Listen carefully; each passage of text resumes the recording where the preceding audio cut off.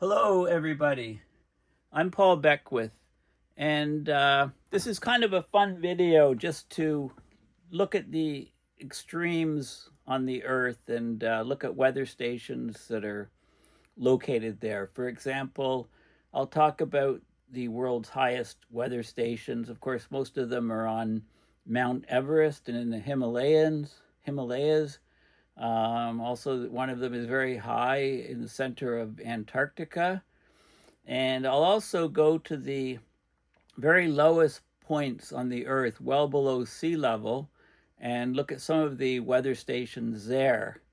And it's interesting because we know, I think people watching lots of my videos, etc., are aware that there's polar temperature amplification. So the Arctic is warming on average 4 times faster than the rest of the planet now. If you go up to higher and higher latitudes, closer to the North Pole, it's more like 5 to 9 times the warming rate there. The same thing, there's an acceleration of the rate of warming at the in Antarctica as well. This is because of feedbacks, the brightening or the darkening rather of the surface of, as we lose snow cover and sea ice, it's a darker situation. So there's a lot more solar radiation absorption causing these feedbacks, causing warming, and there's fewer clouds. So the Earth is darker as well. So all of these things are happening. As you go up higher and higher in altitude, the warming rates also accelerate. There's warming rates at high elevations on mountains are at least double what the global average warming rates are. And there's also interesting phenomena happening at the lowest points on the Earth, well below sea level.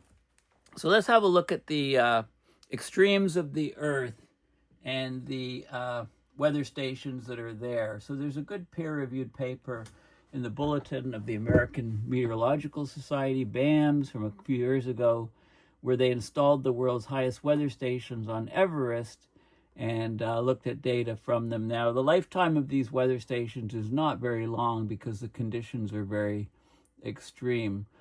So here's a question. What are the 5 highest elevation weather stations in the world, and where are they?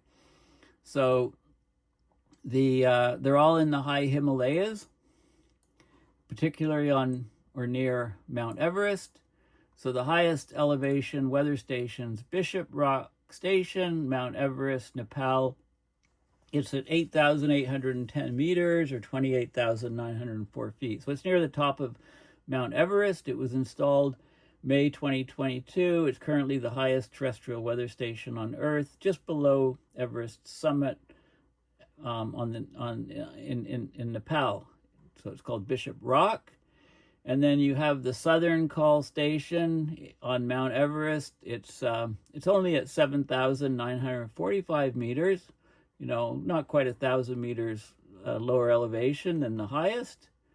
The South Call Station, it's a pass. It's a pass that climbers often use to get to the summit of Everest. The South Call Pass. There's Balcony Station, which is at 8,430 meters.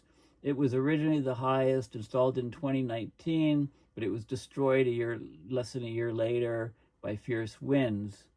But it still holds its place among the top for historical reference. Camp 2 Station, an important station in the Everest mountain range array. It's a lot of climbers rely on these stations when they are deciding whether to go for the summit or not. There's a volcano station and Tupangata Volcano Station, Andes, Chile, at 6,505 meters. This outside the Himalayas. This is the highest weather station in the Andes. And then there's other stations in the Andes, and this station in Argentina is a high station in the southern hemisphere. Okay, so there's a bunch of these stations. These provide climate and weather data from the roof of the world. Okay, so So we get a better understanding of high altitude weather, climate change impacts. So climate change is, its signature is on every weather station on the planet, essentially. So the roof of the world stations. Okay, so let's have a look at some articles. This is some data. This article is on data from the world's highest weather station. They talk about it. They talk about this one being destroyed by high winds in 2020, 7 months after it was installed. So these are up in the so-called death zone of Everest. There was a National Geographic Society expedition to install all these stations, and I'll talk about the paper because it's quite interesting what they had to go through. So they installed. This is a company, Apogee Instruments, that builds radiometers to measure solar radiation. Radiometers are often part of the suite of instruments on weather stations, and they talked about the Everest stations. And let's go to the peer-reviewed paper to that effect. So this is the paper, Going to Extremes, Installing the World's Highest Weather Stations on Everest. It's open source, so we'll just have a look at it here. So, of course, Mount Everest, iconic peak, highest mountain on Earth. It offers an unrivaled natural platform for measuring ongoing climate change across the full elevation range of Asia's so-called water towers. Right? These mountains in the Himalayas have so much ice and snow and water tied up. They're often called water towers because the melting from these so-called water towers is very important for supplying fresh water to rivers and subsequently, literally, billion plus people. It's hard to get data up that high on the mountain's upper slopes. Glaciers accumulate mass. Mountaineers are most exposed.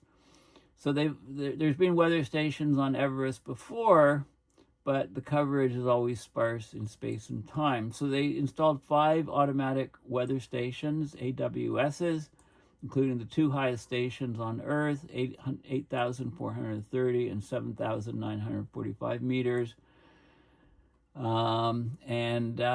There's also, they added other stations too, a couple other ones there. So, this is really important when you think about it.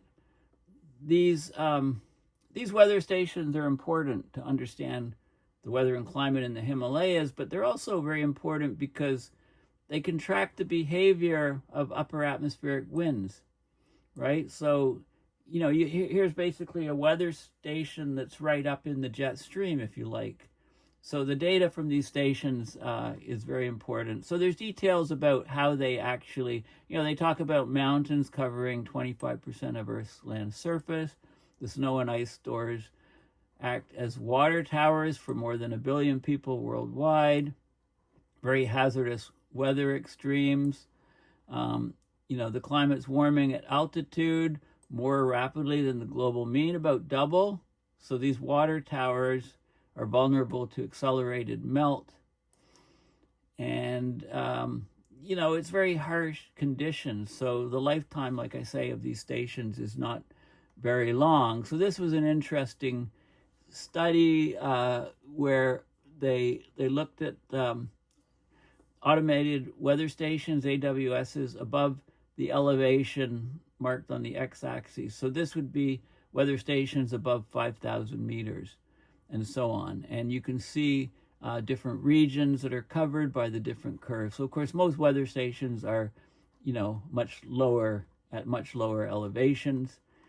And these are parts. This is a base camp of Everest, a camp here, different camps here, and you can see the different weather stations are located here. Okay, so there's stations here, here, and here, and then there's some other ones at lower elevation. So they're just showing the systems. Most of them have like a solar cell. There's temperature monitoring devices. There's anemometers to measure wind speed, radiometers to measure incoming solar radiation, outgoing long-wave radiation.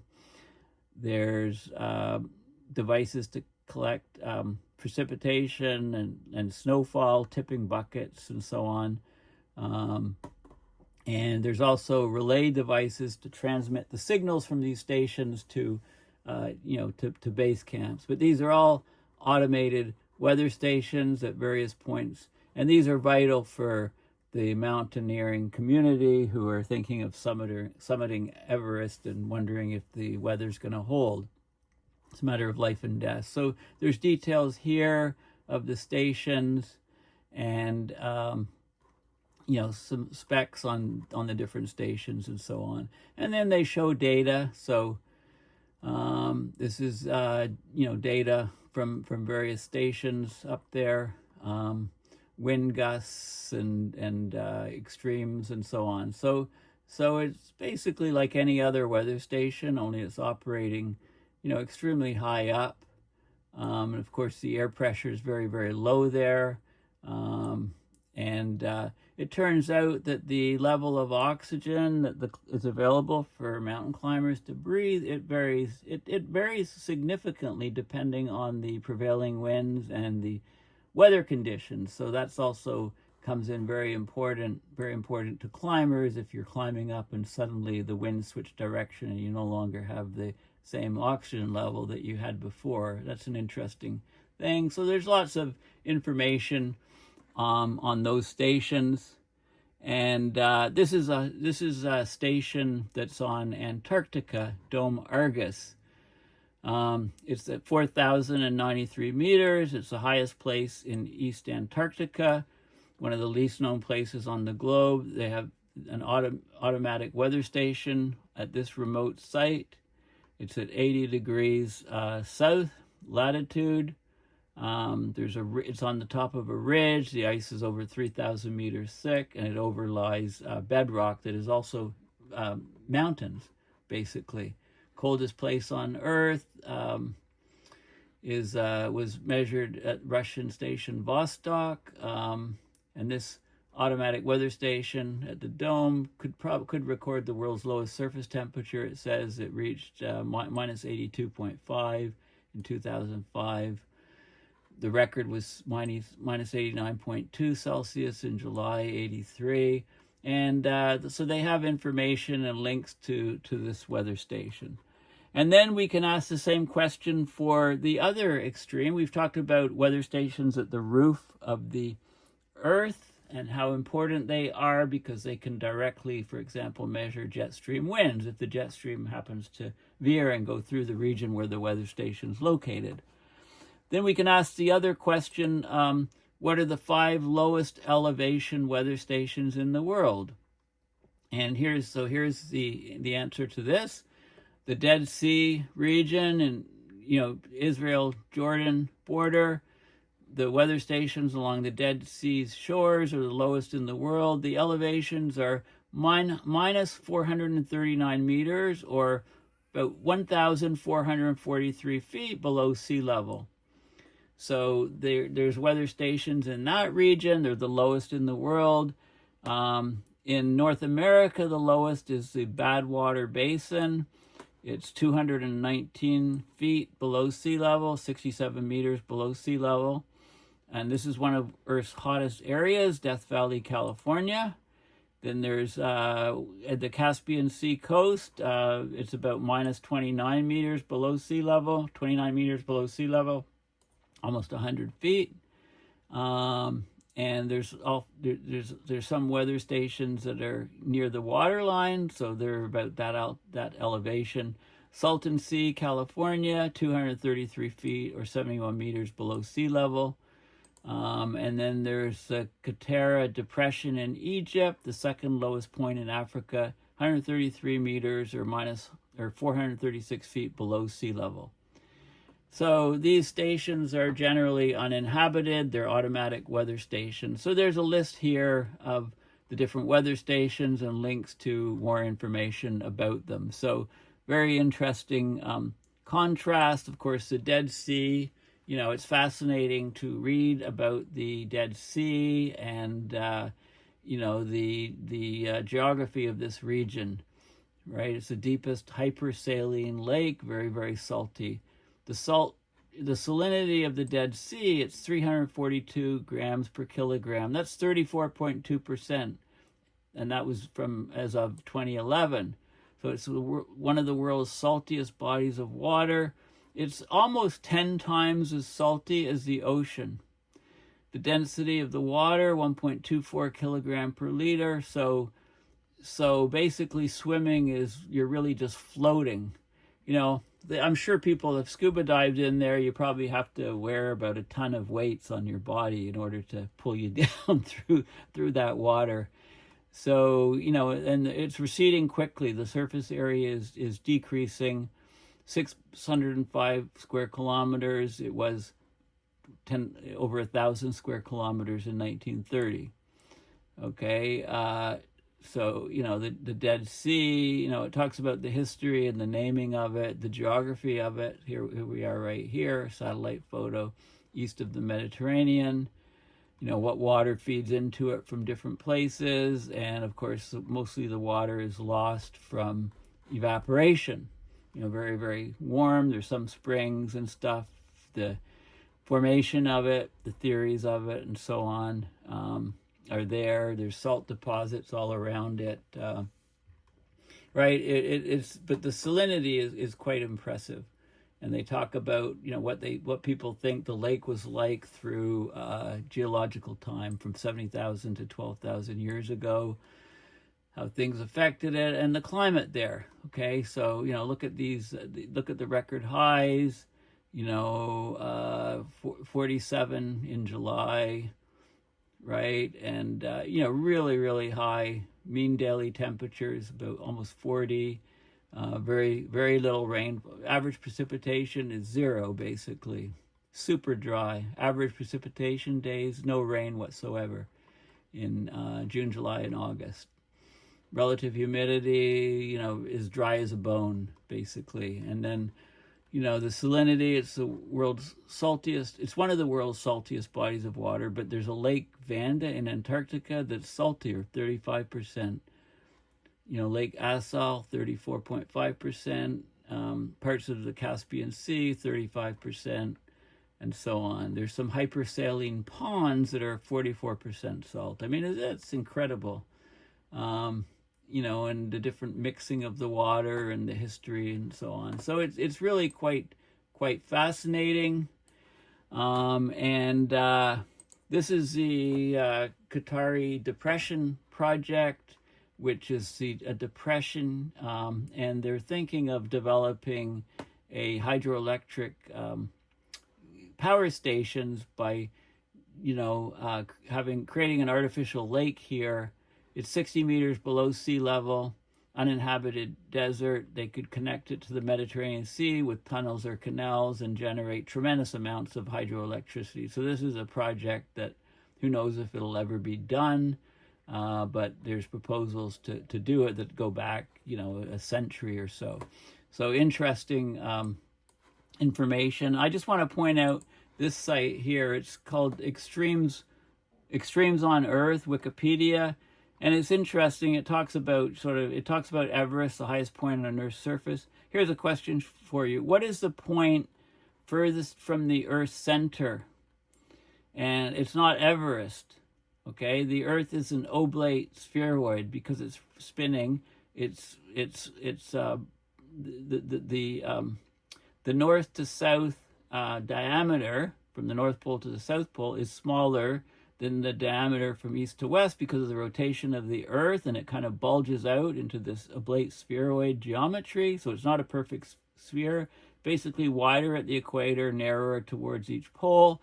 So the summit there's a summit in Ecuador, Chimborazo, that is actually further away from the Earth's center than the summit of Mount Everest. Okay, and they give the distances. It's 6,384.4 kilometers from Earth's center. Everest is closer. It's only 6,382.4 9.3 kilometers from Earth's center. So it's just a little bit further, just a couple meters further from the center of the Earth. So this is a good Trivial Pursuit question. You know, which point on the Earth is furthest from the Earth's center? And most people would say Everest and get it wrong. Okay, this is interesting too. The fastest point on Earth is the point, of course, that's furthest from Earth's rotational axes, right? North-south direction. And it's a summit, it's a different summit. It's a summit in Ecuador, Cayambe. It rotates around Earth's axis at a speed of, so, you know, if you're on the peak of that summit, you're moving 1,675.89 kilometers an hour is your speed. You're furthest from the rotation axis. So anyway, there's lots of other, you know, weird and interesting facts on the, you know, geometry of the Earth, right? Lots of different things. Deepest point in the ocean, deepest cave, lowest point on dry land, and so on. So there's loads of good stuff. So I'll put that link in as well. Anyway, thank you for listening. Please consider going to my website, paulbeckwith.net, and donating to PayPal to support my research and videos. And also, you know, I have a Patreon account, and I'm very active now on social media. I'll list all of the different social media platforms I'm on, and you can just, you know, if you're on Tumblr or Mastodon or whatever, you know, just search for Paul Beckwith and you can follow me, and I'll endeavor to try to follow you back. So thanks for listening, and please, you know, send these videos far and wide so that I can get more and more, educate more and more people about the about abrupt climate system mayhem. Thanks again, and bye for now.